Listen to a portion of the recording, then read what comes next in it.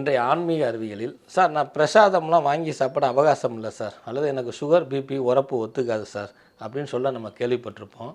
ஆனாலும் கூட ஆலயங்களுக்கு சென்று வழிபடக்கூடிய பானகம் அல்லது அந்த ஆலயத்தை தெய்வத்தை நினச்சி வீட்டில் வச்சு செய்யக்கூடிய பானகம் நமக்கு ஆற்றலையும் ஊக்கத்தையும் உத்வேகத்தையும் கொடுக்கக்கூடிய அற்புதமான பானம். அந்த அற்புதமான பானத்தையே தனக்கு ஏற்றுக்கிட்டவர், அப்படி ஏற்றுக்கிட்டவரும் அகோர விகோர கடும் கோபத்தில் இருக்கிறவர்.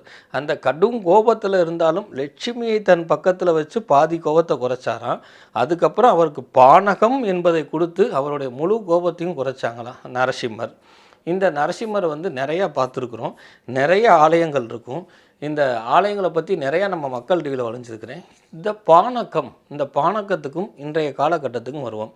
பானகம் அப்படின்னா என்ன சார் அப்படின்னு கேட்டால், பானாழ்வார் அப்படின்னு உண்டு, அந்த பானத்தை இயக்கக்கூடியவன்னு அர்த்தம்.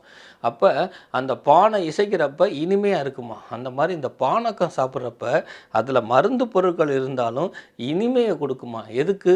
உடலுக்கும் உள்ளத்துக்கும் இனிமையை கொடுக்குமா. அதனால் அதுக்கு பானகம் அப்படின்னு வச்சாங்க. இந்த பானகம் பார்த்திங்கன்னா சர்க்கரை தண்ணி அப்படின்னு சொல்லக்கூடிய, நம்ம அந்த காலத்துலலாம் பார்த்திங்கன்னா அச்சு வெல்லம்னு சொல்லுவாங்க. அந்த அச்சு வெல்லம், இந்த சுக்கு, இதனால் செய்யப்படக்கூடியது தான் இந்த பானகம். இந்த பானகத்தை நரசிம்மருக்கு நிவேதானம் பண்ணுறது உண்டு. இந்த நரசிம்மருக்கு நிவேதானம் பண்ண பானகத்துக்கு பவர் ஜாஸ்தின்னு தெரியும்.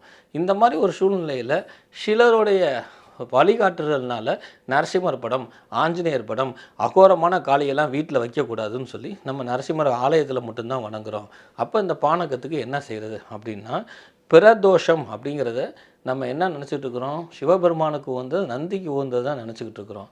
அதே மாதிரி வைஷ்ணவத்தில் பிரதோஷம் அப்படிங்கிறது பிரகலாதநாதனுக்கு தந்தை ஆகாத வேலையில் என்னை யாரும் எந்த வேலையிலையும் அழிக்க முடியாதுன்னா, ஆகாத வேலையில் அந்த பிரதோஷத்தை அவன் பக்தனுக்காக தூணிலிருந்து தோண்டியவர் தான் இந்த நரசிம்மர். அதனால் வைஷ்ணவத்தில் பிரதோஷம் ரொம்ப முக்கியம். பெரும்பாலும் இதை நம்ம நந்தி பகவானுக்கு உகந்ததே இருப்போம். நந்திக்கு எவ்வளோ உகந்ததோ அந்த மாதிரி நரசிம்மருக்கு உகந்தது.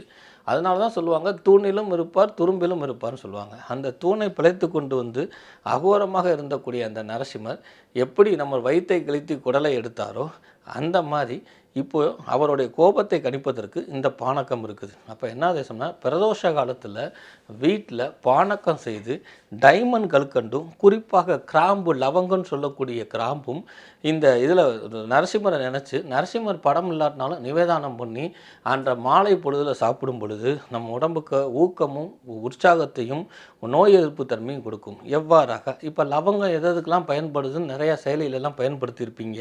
சார் நான் டைமண்ட் கல்கண்டு இருக்கிறப்ப நீங்கள் ஏன் லவங்கத்தை சேர்க்குறீங்க புதுசாக அப்படின்னு நீங்கள் கேட்கலாம். அந்த காலத்திலலாம் பஜனை நடக்கும். அந்த பஜனையில் பார்த்தீங்கன்னா பாடுறவங்களுக்காக ஒரு தட்டில் கல்கண்டும் இந்த கிராம்பும் வச்சுருப்பாங்க.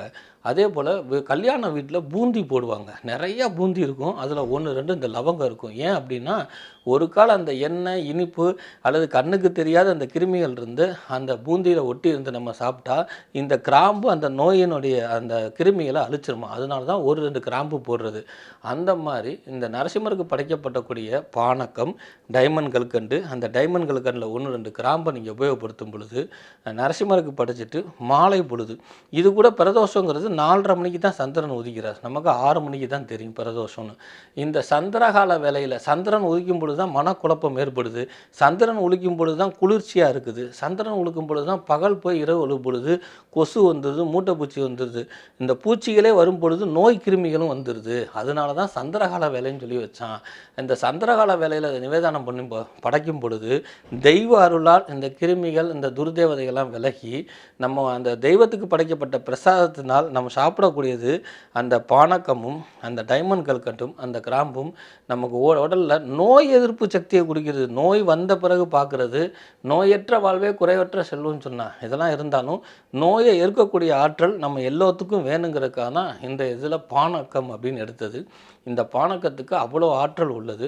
இந்த பானக்கத்தை பிரதானமாக கேள்விப்பட்டிருக்கிறேன் சார், வேறு எதற்காவது ஒரு உதாரணம் காட்ட முடியுமா அப்படின்னா, மீண்டும் வரேன். மதுரை கள்ளழகர் திருவிழா சித்திரை மாதம் ஆற்றுல இறங்கும் பொழுது நீர்மோர் ஊற்றுவாங்க, சர்பத்து ஊற்றுவாங்க, குறிப்பாக பானகம் ஊற்றுவாங்க. ஏன்னா கோடான கோடி மக்கள் அந்த வெயிலில் நடந்து போய் அழகர் இருக்கிறாரா, ஆற்றுல அழகர் இருக்கிறாரான்னு பார்க்க போகிறாங்க. ஆற்றுல போய் அந்த அழகரை பார்க்கும் பொழுது எவ்வளோ சுத்தமாக இருந்தாலும் கூட ஒரு சில அசுத்தங்கள் ஏற்பட்டிருந்தாலும் அதெல்லாம் காத்து தெய்வத்தை நோக்கியே மக்கள் போகிறனால தெய்வத்தினுடைய அருளால் அவங்களுக்கு எந்த பாதிப்பும் ஏற்படவில்லை. ஆனாலும் கூட அவங்களுக்கு உடலுக்கும் உள்ளத்துக்கும் நோய் எதிர்ப்பு சக்தியை வேணும்னு சொல்லி காலகாலமாக பானகம் ஊற்றக்கூடிய நிகழ்வு உண்டு. இப்போ சமீப காலத்தில் பானகம் குறைஞ்சிருச்சு.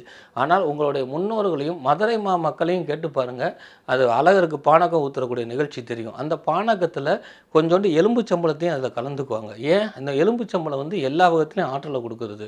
ஸோ இந்த நெருக்கடியான இந்த காலகட்டத்தில் வீட்டுக்கு அடிக்கடி பானகம் செய்து நிவேதானம் பண்ணி எல்லோரும் சாப்பிடுவது உங்கள் வீட்டில் இருக்கக்கூடிய குழந்தைகள் முதல் பெரியவர்கள் வரை அந்த தெய்வத்தின் அருளால் உங்கள் எல்லாத்துக்கும் நோய் எதிர்ப்பு சக்தியை கொடுக்கும். இதுக்கு அந்த நரசிம்மரே சாட்சி.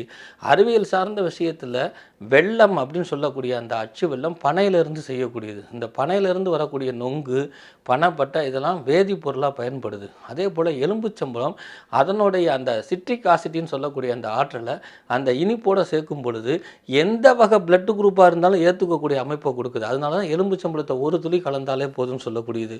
சுக்கும் மிளகும் என்ன சொல்லுவாங்க, இதில் மிளகு சேர்ப்பதல்ல, ஆனால் உங்களுக்கு உணர்த்துவதற்காக சொல்கிறேன். கடுமையான பகைவர் வீட்டில் கூட 8 மிளகு இருந்தால் சாப்பிடலாம்னு சொல்லுவாங்க.